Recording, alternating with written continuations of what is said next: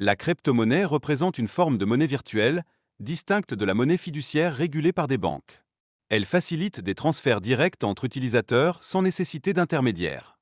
Ces transferts peer-to-peer permettent d'envoyer de l'argent directement d'une personne à l'autre. Toutefois, ce système comporte des risques de sécurité, car il n'y a pas de garantie comme celle fournie par une banque. Bitcoin, lancé en 2009 par Satoshi Nakamoto, est la première crypto-monnaie à avoir vu le jour. Il a introduit la technologie blockchain, provoquant une véritable révolution dans le domaine des transactions numériques. Imaginons des amis partageant une addition de 40 €, utilisant leur Bitcoin pour régler la note. Cet exemple illustre comment le Bitcoin peut servir de substitut à l'argent traditionnel. Le processus de transfert de Bitcoin implique des mécanismes complexes, tels que la création de blocs et l'enregistrement des transactions dans la blockchain. Chaque bloc renferme des informations essentielles relatives au transfert. La technologie blockchain fonctionne comme un registre partagé, accessible à tous, ce qui garantit la transparence et la sécurité des transactions. Cela permet également de vérifier les soldes de chaque utilisateur.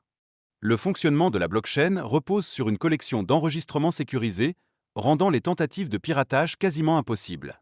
Chaque utilisateur est doté de clés publiques et privées. Lors d'une transaction, le système utilise ces clés pour vérifier et signer numériquement l'opération, assurant ainsi que la transaction émane bien de l'utilisateur légitime. Les transactions sont diffusées à l'échelle mondiale et ne peuvent être décryptées que par la clé privée du destinataire. Cette méthode protège l'accès aux informations, le réservant uniquement aux destinataires. Les mineurs reçoivent des crypto-monnaies en récompense de leurs efforts pour valider les transactions. Ils mobilisent des ordinateurs puissants afin de résoudre des problèmes complexes nécessaires à cette validation.